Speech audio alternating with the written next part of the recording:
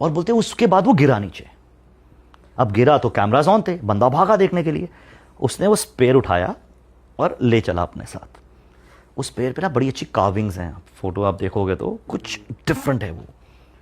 अब जब उस पर रिसर्च हुआ तो भाई क्रेजी चीज़ें सामने आने लगी है।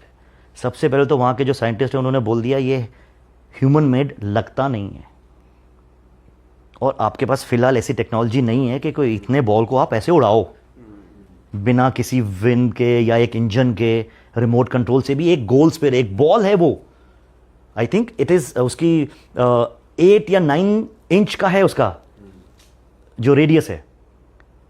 वो चीज इन लोगों के हाथ लगी। अब उस पर और रिसर्च हो रहे हैं, क्या क्या एक से एक चीज सामने आ रही है।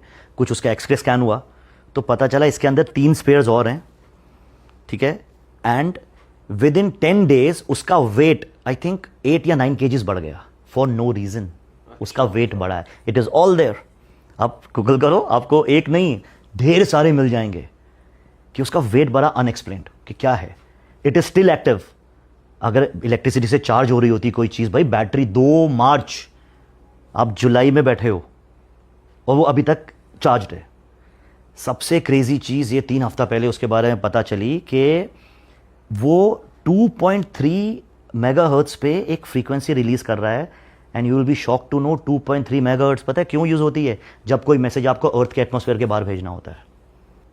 उससे मतलब ये कुछ एक सर्वेलेंस है जो कर रहा है और नॉन स्टॉप डेटा ट्रांसफर कर रहा है कहीं पे, क्या मालूम कहां पे। It is unexplained. और वो संस्कृत के श्लोक भी है। हाँ, ये वीडियो में आया बिकॉज शुरू में मुझे लगा यार ये कहीं एआई का कमाल तो नहीं है, आजकल आपको पता है इट इज टू डिफिकल्ट दोनों में। लेकिन मैंने जितनी बार गूगल किया, रिसर्च किया, पता चला वो एआई नहीं है। वो लोग शंख ही नहीं बजा रहे हैं, वो लोग गायत्री मंत्र पढ़ा उन्होंने, वो वीडियोज हैं। और जब भी वो बात कर रहे हैं वो थोड़ी थोड़ी देर में वो ईएमएफ मीटर है उनके पास भी, उसमें रीडिंग्स आ रही, मतलब वो रिएक्ट कर रहा है वो चीज। अच्छा, ये न्यू नहीं है। अब आप पूछो कैसे? 1974 में मार्च के महीने में ही, समहाउ मार्च पकड़ लेते हैं ये लोग, फ्लोरिडा में एक और बॉल ऐसा मिला था, उसका नाम था बेट्स स्पेयर। बेट्स क्यों? क्योंकि बेट्स फैमिली को मिला था वो, तो उसका नाम वो पड़ा। अब वो फैमिली वो बोली हमारे बैकयार्ड में उनको कुछ आवाज़ आई। वो जाके देखा तो बोलते आग लगी हुई थी थोड़ी सी। पास जाके देखा तो पता चला बॉल पड़ा है एक स्पेयर और गर्म है और फ्लेम्स हैं उसमें। तो इतना तब हो सकता है जब वो बहुत दूर से बड़ी तेज से आया हो गोला, तो उनको शुरू में लगा ये किसी का वो तो नहीं है, तोप का गोला, weapon type, because you are talking 1974। But जब उन्होंने ठंडा ठंडा हुआ वो घर ले गए उसको, तो वो उसको देखते रहे क्या है क्या नहीं, उनको नहीं समझ आया, उन्होंने रख दिया।